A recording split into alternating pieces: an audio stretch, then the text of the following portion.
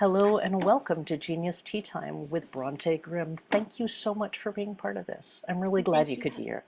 Well, it's Thank awesome. you.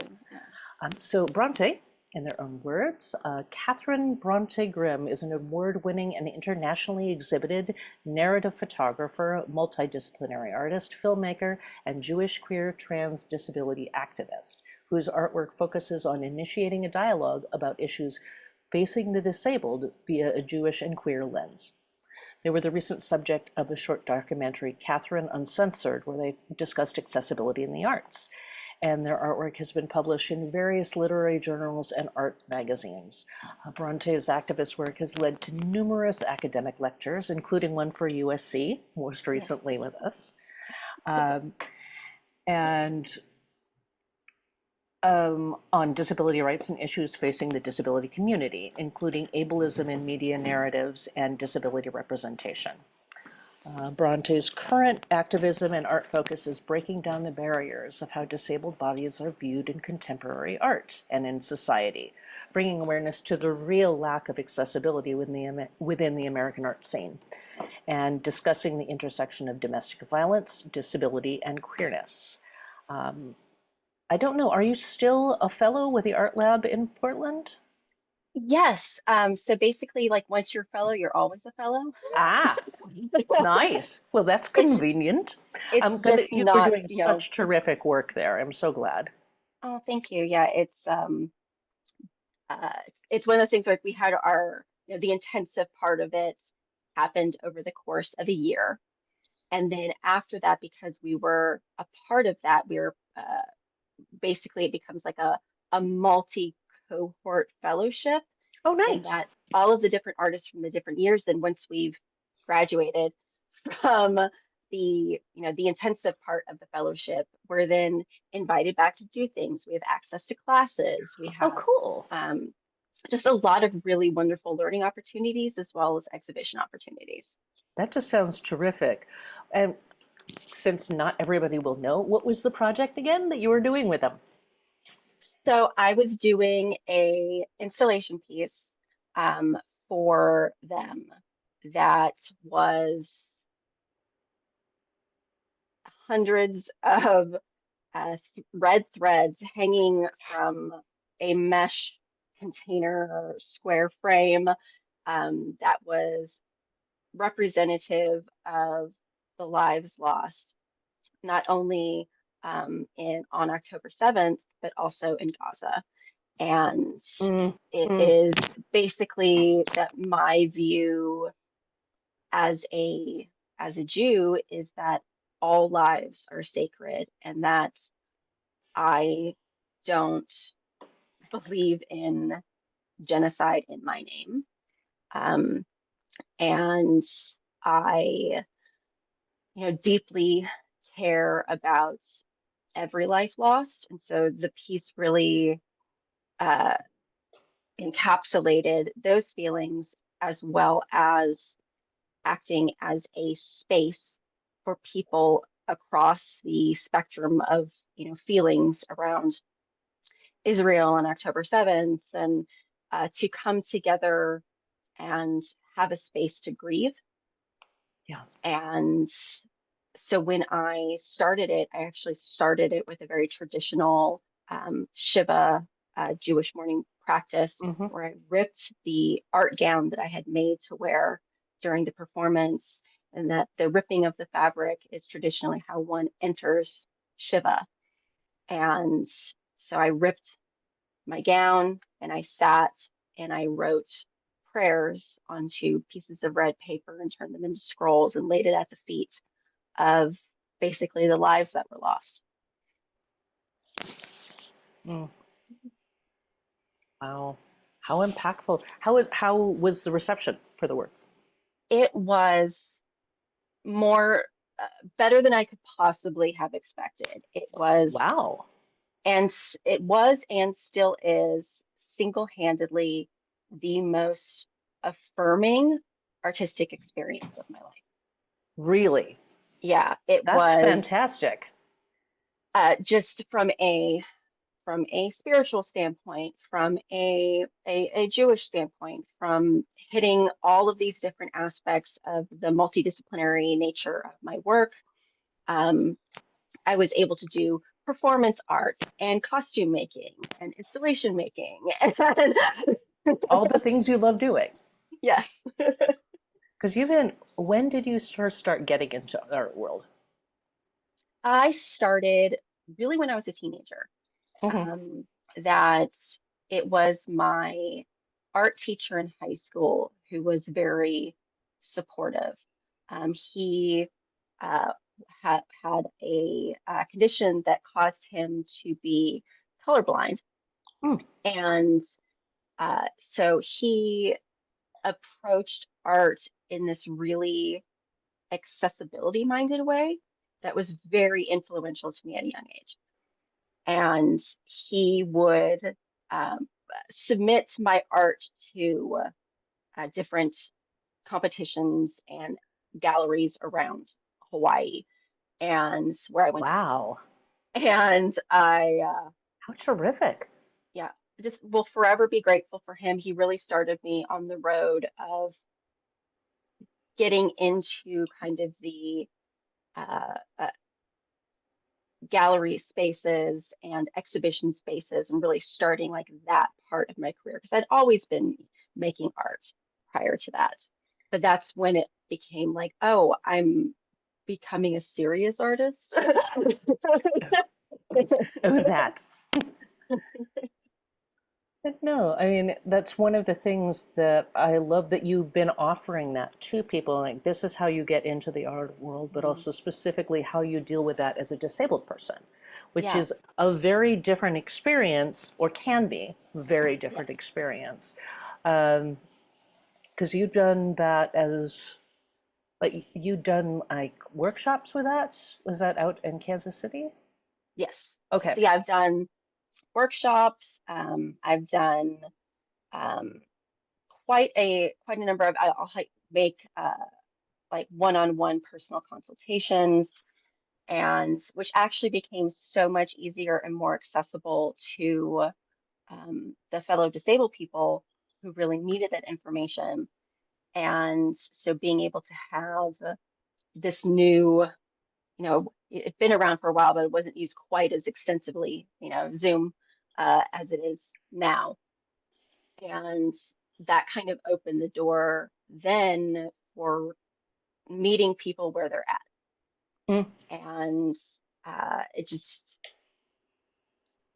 I feel like the information that I gathered in my many, many, many years of being an exhibiting artist and basically asking for this information from arts orgs and um, different groups that are supposed to help support disabled people or groups that are supposed to help support artists and to not basically experience not getting any of the information that I needed from them. Mm. And Mm. Yeah. I had to, there's actually, it's a great story in that I had called up this one Midwestern um, arts org. I was living in the Midwest in Kansas City, and to ask them questions about, uh, you know, what options are available for teaching disabled artists, how to get into art, how to, enter the art scene, or is there, and somebody that can be like an advocate that can go in with a disabled artist, and just wanting some questions answered, and ended up leaving a message and then getting a call back. And they told me over the phone that they're like, well, we don't really have any of that information, but you know who you should ask? You need to ask Brontë Grimm. You're like, terrific. That's me. It's And what I was like, happens. It's what happens. yeah. I And I was just, it was so funny. And I was like, wow, it's simultaneously hilarious and really tragic. Nah, yeah. I'm right there with you. Just from, wanting to see if that information was out there for disabled people to access, and then basically being referred back to myself. And I, it basically showed me that the disability advocacy scene, especially for disabled artists, when taken out of the therapeutic model, where your hospital settings, your housing, um, you know, centers for people with intellectual disabilities, when you take those kinds of supports out of the picture, there's nothing for disabled artists who want to exhibit in galleries. And and there's nothing wrong with doing art as art therapy, that is But it's not the incredibly same thing. valid. Yeah, and that there should be, as is a spectrum of reasons to create art in the able-bodied world. There's a spectrum of This reasons for disabled artists as well. exactly. So, we're just as likely to create art for therapeutic reasons as an able-bodied person. And so wanting to get that information out, and because so much of it were things that I learned the hard way in the system. Mm-hmm. What are some of the pointers that you found were the most opposed? Like there is a lot of material out there on how to get into the art world generally. Yeah. But what were some of the things that you found that were the most opposed to getting it accessibly? So I found that there was an expectation of uh, kind of faux friendliness that you would have to put on, Mm, which mm. really, and that's the one that stands out to most to me, especially as an autistic person who is trying not to mask anymore.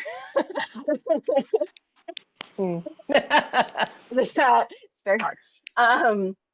That there is a an expectation of a kind of performative niceness that exhibition spaces will expect from an artist. And I don't mean like actual kindness, that it's very much so some spaces will basically want you to kiss their ass. And that can be something that is a barrier for a lot of people on the spectrum. And so that one for me is a part of some of the guidance that's out there, that I feel like is really not good for disabled people, especially when we're going to be already coming into a room being judged for what we're doing, often dismissed. And so you really want to, not add another layer of potential uh, discrimination for uh, whatever your disability is. And I have frequently run into other disabled artists who it took them many, many, many years to learn how to approach gallery spaces and approach specifically the curators.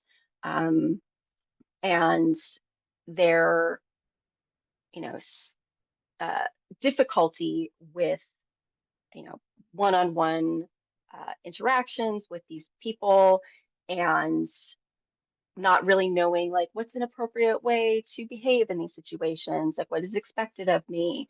And so, I feel like now that I've gathered all of that info from experience, that, to impart it to people that are desperately searching for it.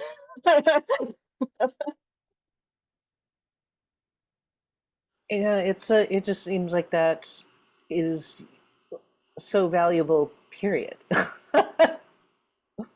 Well, I feel like it's information, especially for newbie artists in general, that um, one of the things that I'm constantly stressing for newbie artists as well as disabled artists is when looking for a gallery space or an exhibition space, wherever it is you want to show your art. It could be, a local coffee shop or, um, a local restaurant, um, or as well as a traditional gallery space, that you want to make sure that the art that you're submitting is consistent with the kind of art that they have already exhibited. So, for example, me as a former figurative painter, I would not submit figurative paintings to a gallery that mainly does modern abstract. Or landscapes. Yeah. Exactly. And that you want to make sure that your work, it doesn't necessarily match the art that they already have, but you want to make sure that it's cohesive with the art that's already there. So we are, looking for spaces where you will also not be direct competition for whatever um, represented artists they have. Mm. So it's really important to do research prior to prior to submitting, and really understanding the space. I also highly recommend that people, when starting out, do not apply to things outside of your home state. That if you're going to get your foot in the door of the art community, you want to make sure that you are focusing on your regional spaces. And it is, go to, if you have the ability to, you should be going to different exhibition openings and getting to know people. And in those circumstances, do not talk about your art. Just across the board. If people ask you what you do, you can say you're an artist. And then if they're like, oh, well, what's your art about? That's when you can say, oh, I make art about blah. But then don't make it about you. That generally those things that are for the artist that is exhibiting at that time, don't hog their spotlight. And that you are there to support the artist that's exhibiting, as well as becoming a face that is then recognizable to the curator, to the gallery director, to other gallery directors and curators that showed up to this exhibition opening. And so on on on that end, it's really about taking time to research it, show up, make yourself known within the spaces, and then when they have an opening or a call for art, then applying. That feel like some of the best gateways into getting used to exhibition is exhibiting at a local coffee shop or a restaurant, because generally those places are going to teach you how the way that the curator or director uh, works in relation with the artist, because there's generally going to be guidelines that you have to follow as an artist for the content of the work, especially when it's in a space like if they have like at a coffee shop or restaurant, that isn't 21 plus. You're going to want to make sure that they're probably, they're not going to want nudity in their work. And so like really applying to places that are appropriate, as well as not being, and I said this before, that not being direct competition for an artist that is already there and represented. Like, for example, like my photography, I would not submit to a gallery that showed the art of an artist named Brooke Shaden, because even though we have very different art, if a gallery doesn't show a lot of, conceptual photography, then and they have their one artist that they show, then there's no way that they would want my art there, because then I'd be taking sales away from the represented artist. And so those are kind of all the things keeping in mind just at the very start. And I don't want that to dissuade or discourage people from putting themselves out there. Uh, you have to kind of think of it as that this is a business relationship. And it is a relationship that you have to treat like it's a job, and that it isn't a um, a time to show up in. I I had one artist show up to an exhibition opening in their pajamas, and I, you know, on one hand, I understand that, that I deeply understand that. Yeah.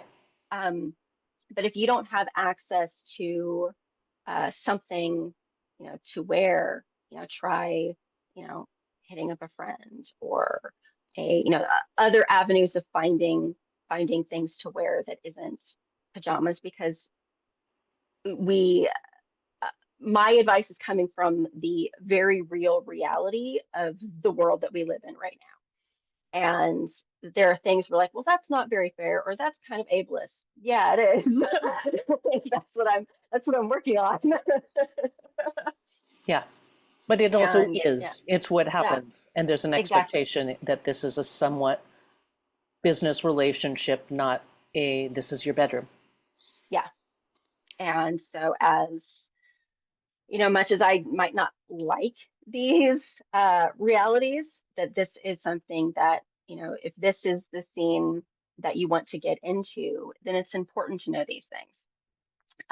It is also really important that if there is guidelines if the gallery sends out a call for art, you want to make sure that you are following the guidelines exactly. And so that means that if you are a disabled person who may have difficulty with directions, or with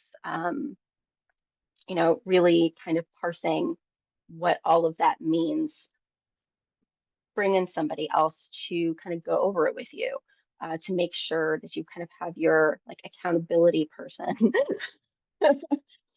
to make sure that you're meeting all of those criteria, because there's so many times that a newbie artist would submit their work and they wouldn't follow any of the guidelines, and then that's an automatic rejection from the gallery, because you have to think of it not as a personal uh, insult, but as that there are so many submissions to things like this, that you don't want to give them an easy excuse to toss your application out.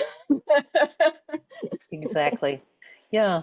I mean, there's so many times where it's like a recent proposal I put in that didn't get through, was 550 people applied and 2 people get in. I'm like, I don't feel like I did poorly. Yeah.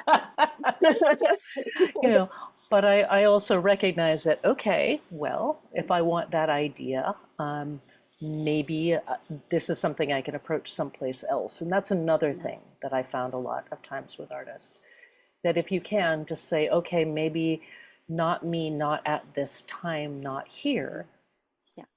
but it doesn't mean your idea is bad. It doesn't mean your art is bad. It doesn't mean anything about you personally. Yeah. Maybe this is something you can try someplace else. Yeah. That when I was with the expressions committee, we uh, had a panel that basically went through all of the submissions that we received. And so, you know, I felt like being in the room, listening to all the conversations of the people, of us basically trying to eliminate pieces, and understanding that, while, grasping that idea before that, really seeing it in action, of being like, there's 12 of us, and we're sitting here, we're looking at all of these submissions, and if we don't pick your art, it is not a personal reflection.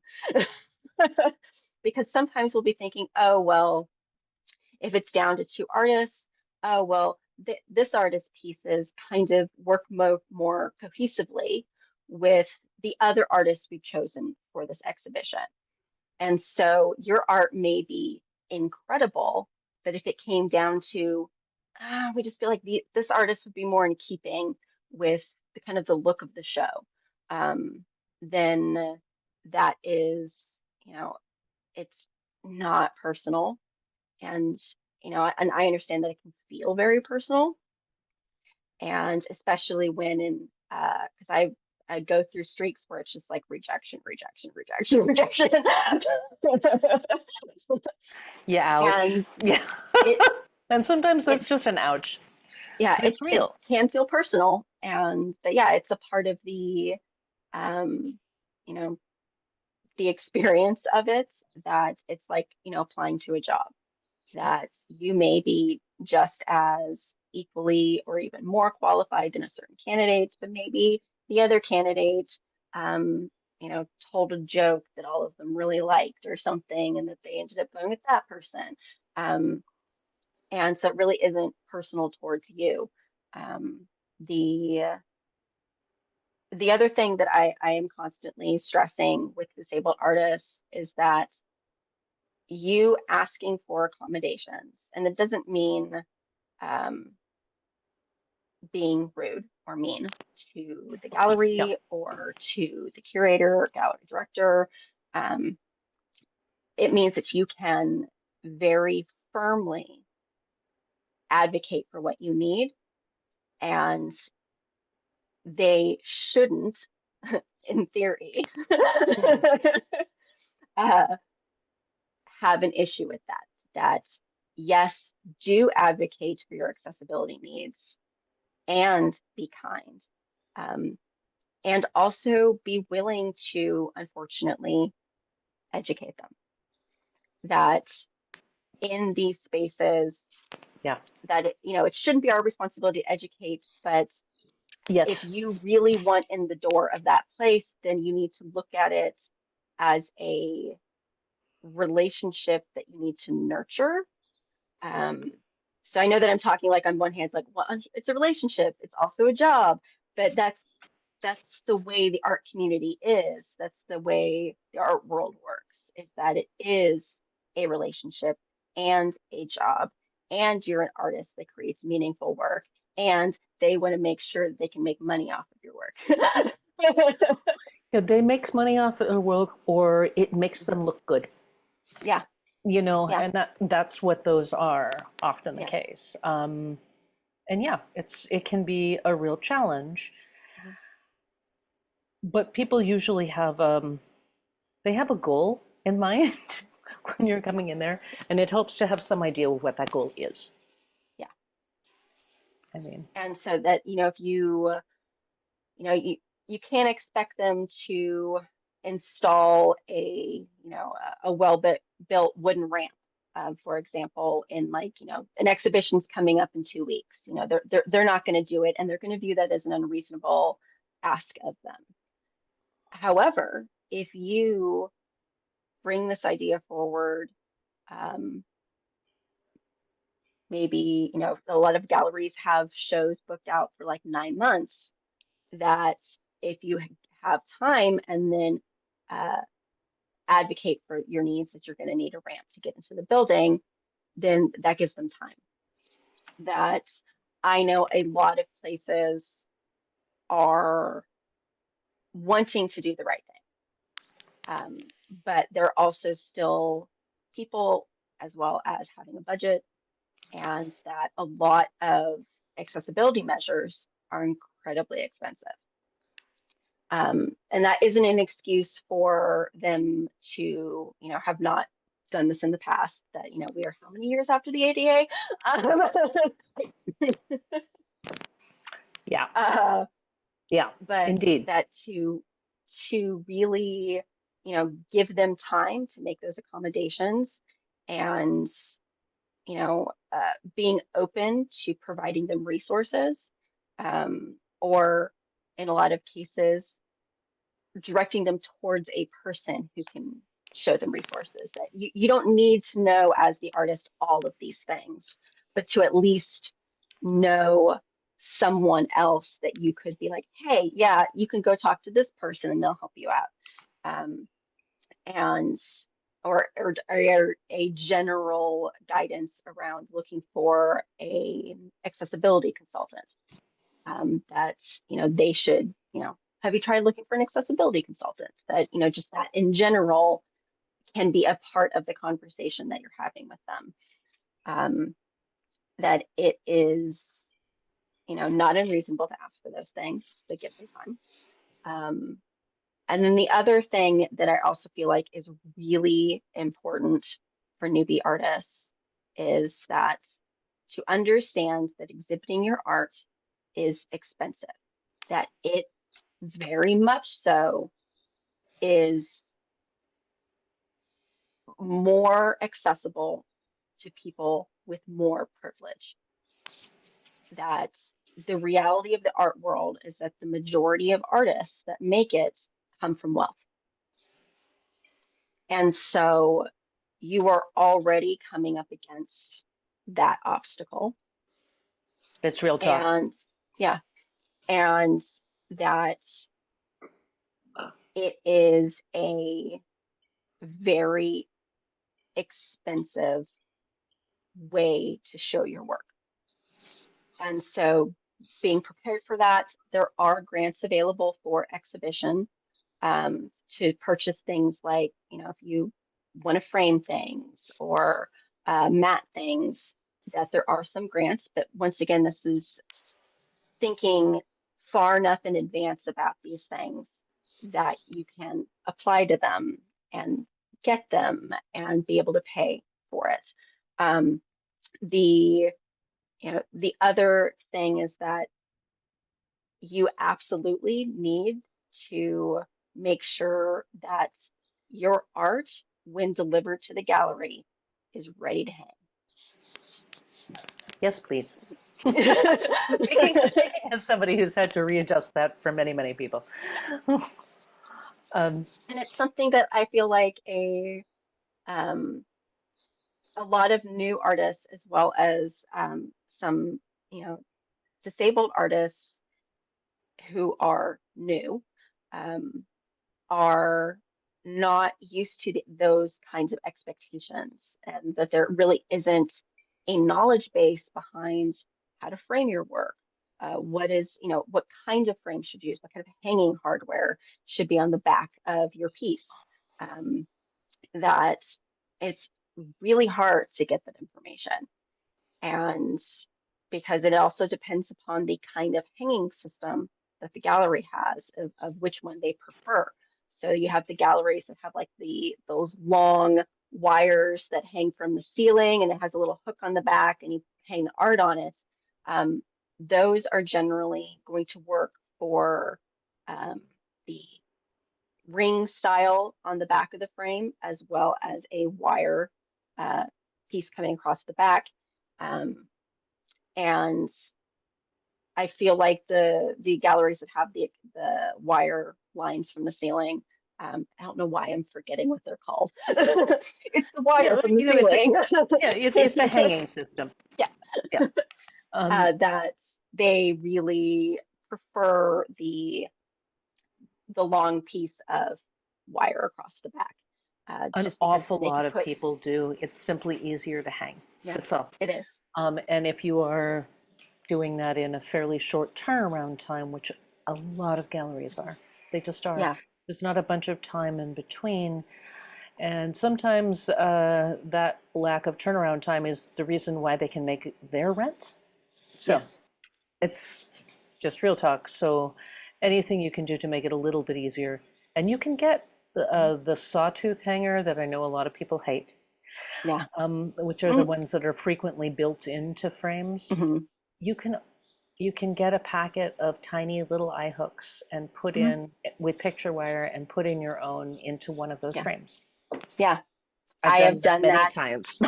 Yeah, same. It doesn't have to be a high-end frame. Mm-mm. It's just getting some equipment and then getting Yeah, some help with that because yeah, there are guidelines for it. yeah. And that's, you want to make basically doing everything on your end as the newbie artist uh, to not complicate things for the gallery and to not have them do work that they usually have in your contract or in the call for art.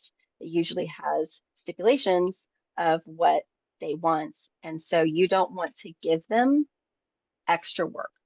Um, and the more that you think about it from that perspective, then it is a way of respecting their time, um, as well as making the way that they view you as an artist as being serious about art and someone then reliable, because one of the reasons why it's very difficult to break into the art scene, aside from inaccessibility and rampant racism and And expense classism, and all of the things.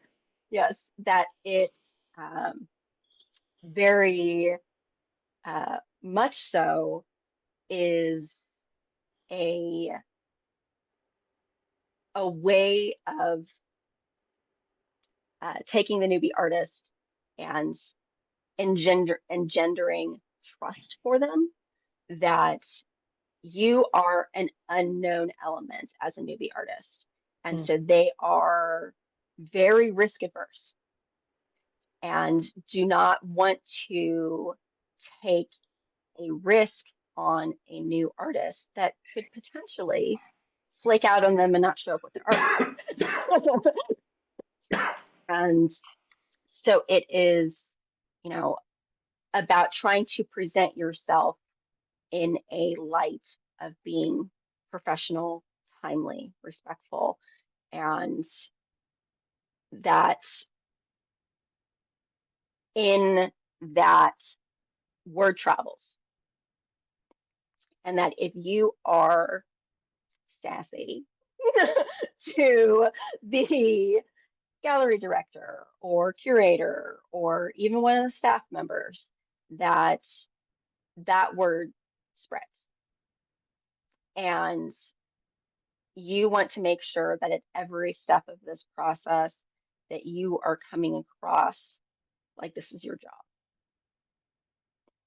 And so often that means that you also need to grant them the same grace that you're expecting in return. That these are also people that, as much as they Mhm. are in a privileged position, that you still need to grant them respect, and that everybody has a bad day, everybody um, you know isn't necessarily showing up in the way that they wish they were, and giving them that grace of the benefit of the doubt of maybe it was a bad day, or but on that hand, that if the gallery space is continually antagonistic, not friendly to you as a disabled artist, then that's not the space for you. Yeah, that just may not be your pace. And I find that that's so true with a lot of things. It's not the, oh, they didn't give me everything I wanted for, huh, I can't be bothered. But if they Yes. give you nothing, that's a Mhm. problem. And Yes, maybe you don't want to work with them. exactly. And And that's that's so it's also, I always view it's an interview both ways. yes, very much so, because the relationship is that neither of you would they wouldn't exist without you as an artist. But at the same time, if you want to make money, then you're making money wouldn't exist if it wasn't for them.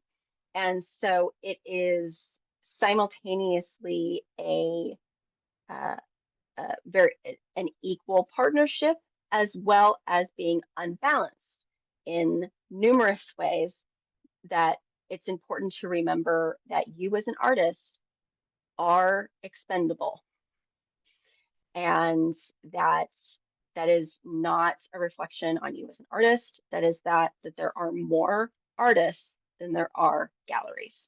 That's just the way that the art world is that there are only so many galleries, and you are going up against other artists when you submit your work.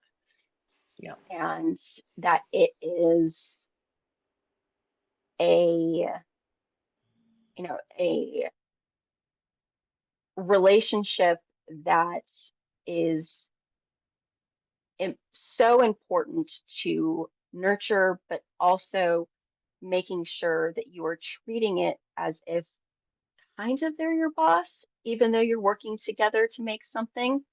And so, like you would having a boss at work, that you are respecting their decisions around certain things, uh, that generally they know, you know, where to hang the art, that, sometimes, depends upon, when you get later in your career and you have solo shows, then you as an artist that is now exhibited a lot can come in and be like, well, I actually want my art hung like this, and I want this way, and I want that over there. But when you're just starting out and you're trying to get your work in, you're not going to have a solo show.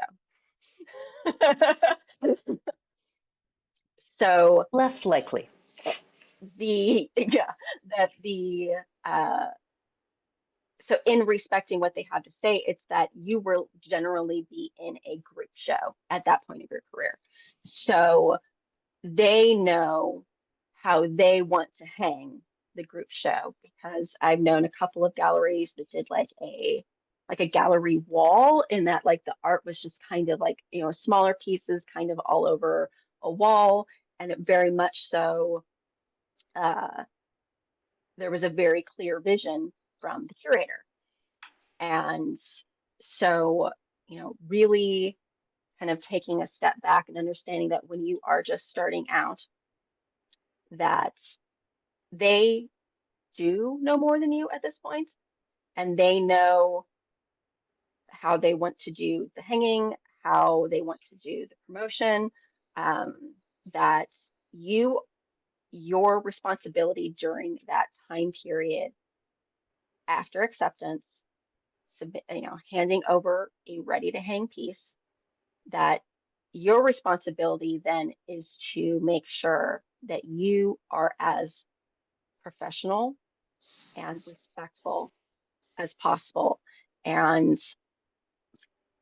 uh, that you are trying to nurture a reputation for yourself as an artist. And that because the art world is small enough that word gets around, that you have to then make sure that during this very beginning process, you're, not mean to the janitor.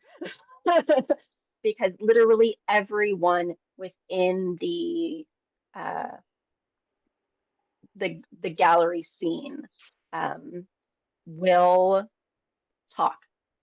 Uh, and from my experience with a lot of these, with a lot of gallery spaces and exhibition venues and regional scenes, that they are kind of cliquish, and that it is kind of the reality of that a lot of these spaces are kind of looking for a reason to not have to deal with you. And that Depending, because but yes, yeah, often. Often and enough. because it comes from that you are expendable as an artist, because where there's you, there's 200 more behind you that make art just as good or better. And that's the other thing, is that understanding that having the confidence to say, I know what I make is good. I know that my work is good enough for a gallery space, but also understanding and being humble enough to know that there are better artists behind me. Yeah. And really using that to kind of motivate you to then, you know, put your best effort and best foot forward into these relationships and the dynamics, uh, because you don't want to give them extra excuses to get rid of you, that you want to make sure that you show up and they like you. Because if you want to continue to exhibit with them, then they're going to need to like you, whether it's because they like your art and the kind of art that they're making, uh, that's uh, Or that they like you personally, or both, yeah, preferably both. And it's usually both, because it's, you know, it's one of, you know, just like in, you know, corporate world, that it is very much so sometimes your personality just doesn't meld with them, and there could be friction. Um, and so to, you know, really take a step back and kind of approach these scenarios with uh, lots and lots and lots of research, lots of respect, and slowing down and not being uh, too hot-headed. That I know that there's, you know, so many new artists are so excited to get out there and show their work, but it is very much so, it is work, and it takes a while, a long time to build your reputation and build these relationships with, you know, exhibition spaces, and that these things are not going to happen immediately, and you're certainly not going to get a solo when you're a newbie artist. um, there have been exceptions to that, but those are they're exceptions. Yeah. So, you know, adjusting your expectations of where you are in your career, that, you know, like I said, simultaneously being uh, confident enough in your skills as an artist that you can then confidently talk about your work and the quality of it, and that you know it is good enough for a gallery space, but also still being humble about it, and not basically showing up with attitude like, you know, I'm hot as hell, I'm the greatest artist ever, and, you know, show my work or you have no taste. Yeah. I mean, I would say to anybody listening that this also, remember, you don't have to go to the gallery route. There are Mm-mm. always, so there are options. So Yeah. this is, if this is a choice you want to make, like Mm-hmm. you can go direct to Etsy, there are craft Mm-hmm. fairs, Yeah. there are anime shows, there are a ton of different ways that you can sell your art. A Yes. ton. You do not have to do it this way. But if you're going to interact with other humans, Mm-hmm. they're human. Yes. And it's important to remember that. So, Yeah. you know, whoever it is that you're working with probably has other stuff they have to do, is probably Mm-hmm. having to pay the rent on the gallery, Mm-hmm. may have 20 other people who have asked them the same question that day, and they're Mm-hmm. trying really hard not to smack people. Yeah. For example, I Yeah. would, not that I would say anything, but I've had that before. Yeah. I'd also like to add in just little things. If you, for example, are doing sculptures or other things, Mm-hmm. make sure that the background behind what it is that you're working on, if you're going to photograph it, is clean. Yeah. Please, unless it is part of the thing that you are doing. Yes. To have it be, for example, in a grungy concrete dungeon. Mm-hmm. Yeah. That's a choice, and that's a Mm-hmm. specific. But for people to really get a chance to see what your work is like, it doesn't have Mm-hmm. to be a plain white background, but it's Mm-mm. really super helpful if we can tell what it is.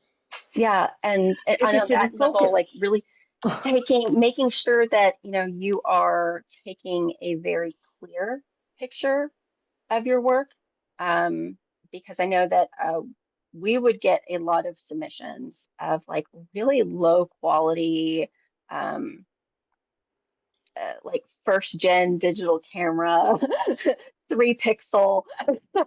You're like, what Yeah. is that? And then And like, yeah, I may not be able to tell what it is, at which point it's not going in the show. yeah. And so you want to make sure that they can see the work clearly. And if that means like having, bringing in somebody else to take a picture of it, that, you know, it doesn't mean, spending a lot of money on like a high-end digital camera in order to take, archival level photography of your piece. Um, But if you, I mean, if you can invest in a stand and a backdrop, it's yeah. really super helpful. Um, there are a lot of ways you can do this less expensively.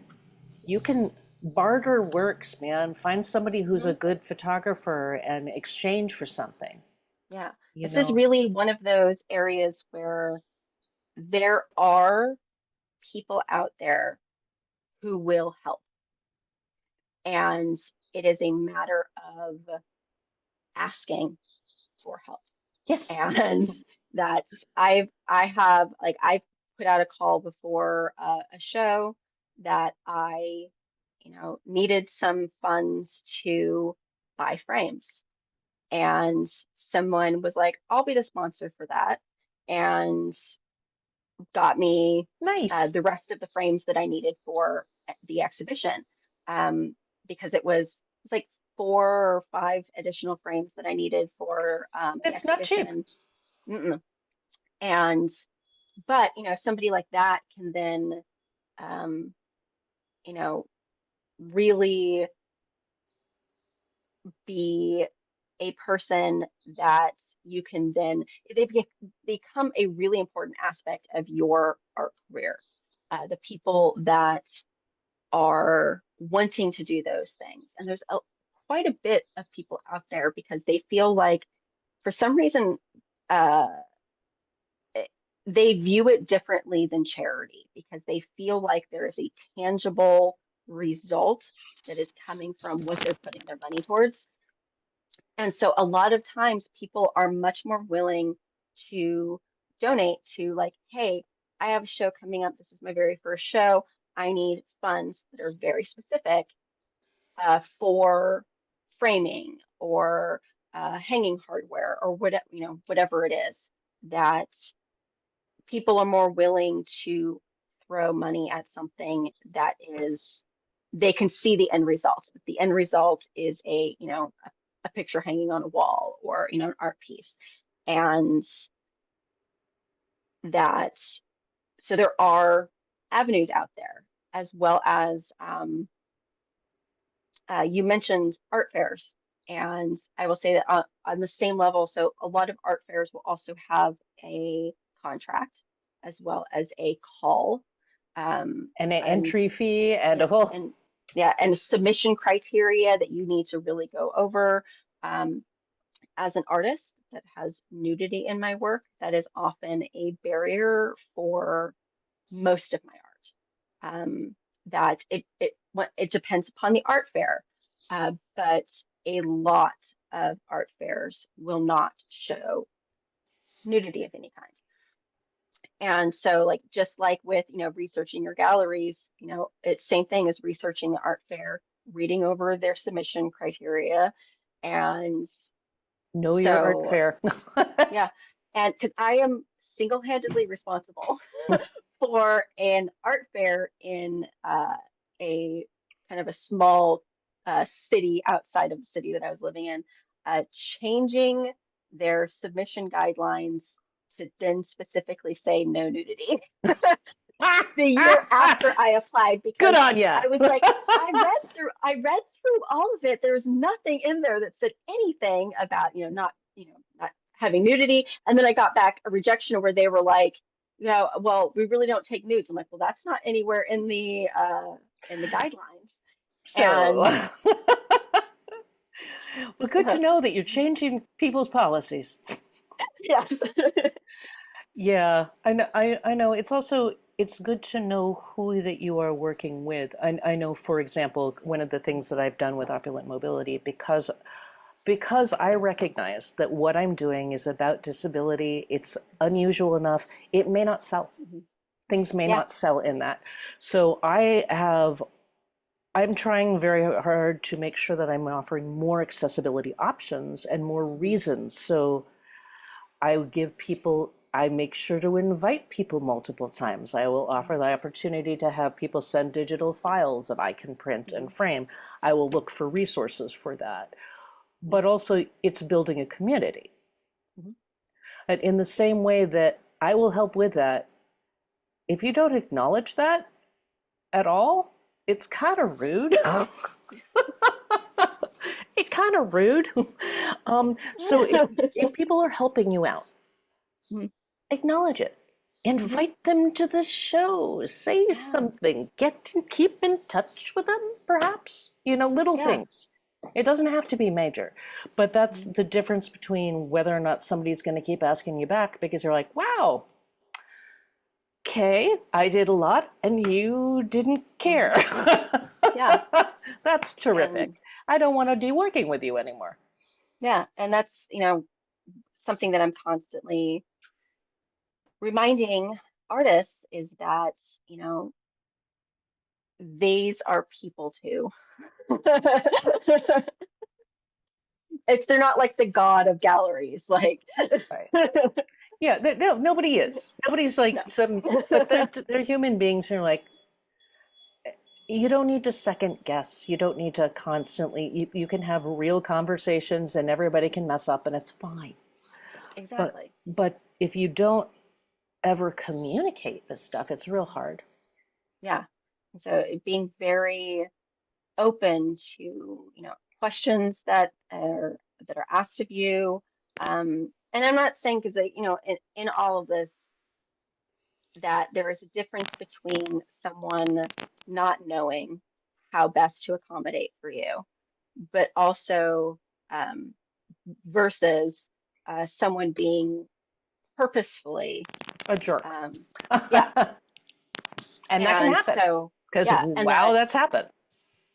in in these relationships, I don't want to excuse the bad behavior and tell somebody that they just have to put up with it, but the majority of the time, um, most people are going to be asking questions because they truly want to know. And so to approach them with this idea of giving them the benefit of the doubt, uh, that the questions that they're asking are not coming from a bad place.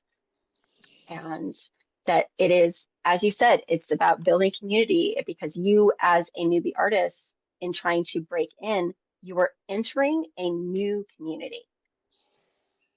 And that is the uh, community that is all of the other exhibiting artists within your region.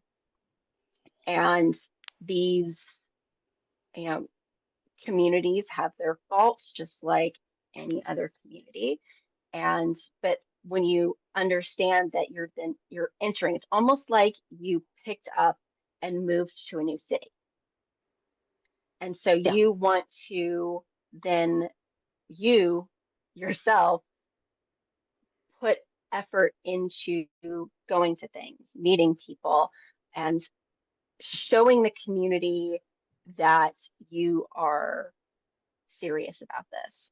And, you know, that it is a lot of work. And I know that I keep reiterating that, and it's because I don't want Yeah. newbie artists to uh, have any like false ideas around how hard it is, um, how much time it takes, and that, adjust expectations. And, but at the same time, obviously, there are other artists hanging in these spaces. This is not impossible. Yeah. That hard does not mean impossible. It just means it's going to take a lot of work.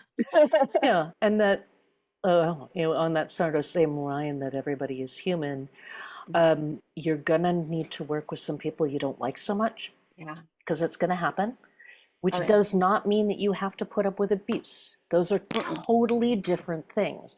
But just Exactly. one of the things that I think people are not as good at, you're gonna, like any other community, you're going to run into people who don't think like you, Hmm. who don't Yeah.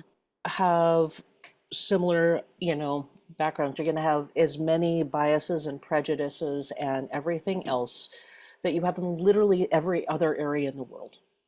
Yes. So, um, the art world isn't somehow immune from No. that. Is all I can say. And I will say that it is, considering that the demographic makeup of a lot of art scenes, and especially considering the fact that the majority of exhibiting artists are cis white men and Overwhelmingly. generally have wealth privilege. And so you are entering into a community that is uh, can be especially difficult on a And that it's, while that there's, I actually was talking about that in one of the USC talks. Um, if you are trying to just get into shows, it's okay to just get into shows that if you are, say, a person of color, that they are specifically for that. It's totally yes, fine to start to make sure you've got a bunch of stuff off the bat that you're going to be in yeah, as a female or a female presenting artist. yeah. As The a more line items you can put on your CV, of all the exhibitions that you've done, um, pack your because resume. It's totally fine. that shows it basically, that document shows that you can be trusted to bring your work. That you will show up on time, that you'll pick it Yes, up, all of those things, which means yes, sometimes it doesn't sell. yeah. Mm. Like, again, the same thing can be said for doing craft fairs and art fairs and Etsy and all of the rest of that, Oh yeah, which, by the way, is just as much work, oh period, yeah, if not more, because frequently you're lugging a lot more stuff and display yes. units. Oh, It's a I, pain I in the I have done butt. fairs, and So it many. is Oh, it's God. why I actually prefer exhibiting in galleries. I don't have Then to I don't pull have to up haul a table. and the glass display case and the jewelry rack. Yeah. Oh, God. Not another thing in Yeah, another inaccessible area. Thank you. yes. So many. So many. Um, so sometimes what it is this is less hassle for you in other ways. Mhm. And it is going to always be easier for people who have an easier time social engineering. Yeah. But it does not mean that you can't. Like, there are realms all over. Anytime you try to jump realms into a different arena, Hmm. it's another step because it's Oh another yeah. community. And Yep. so it's Yeah. not And I always will. fair. Yeah. It just is. Yeah.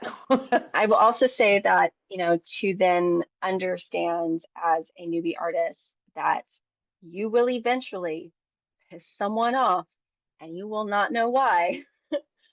And It'll be some magic you, moment that you have no idea what yeah. happened. And it's just kind of the nature of it, just like with other scenes, is that you will rub someone the wrong way and they just won't like you.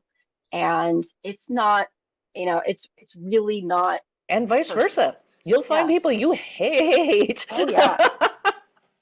And so a lot of, that the dream of being an exhibiting artist uh, is, it's not a perfect fantasy. It is um, a very, very uh, faulty community, as well as also, I'm bringing up all of the negative parts of it, but the positive parts are that you then, when you enter that community, you will find other artists and support, and you know that community benefits you as well.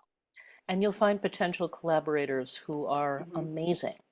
Yes. That is one thing. Also, careful your choice of people that you work with, Yes.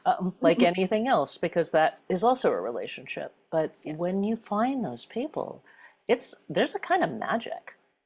Oh It's yeah. really amazing, and you can then build a community that is just as warm and welcoming and supportive and amazing as you want. But Yeah. it takes time It and it does. takes effort. Yeah. It's taken me, a very, very long time to get to the place that I am now with my career, where I'm no longer submitting to shows. I'm generally invited.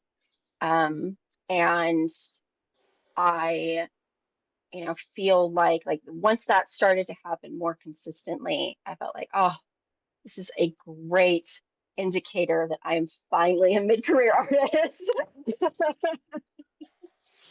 I have been waiting for this. But, I've been exhibiting since I was 15 years old, and I'm 38. So for a minute, you've been doing it for a minute. Uh, yeah, I know at the end of all of this, I don't want to ever discourage people from doing this. Mm-mm. Just recognize, like literally Yeah, anything else you're doing in the world, yeah, there are challenges yeah, coming into it, and pretending otherwise is not probably going to help. But if it's what you wish to do, it's really what you wish to do, and welcome.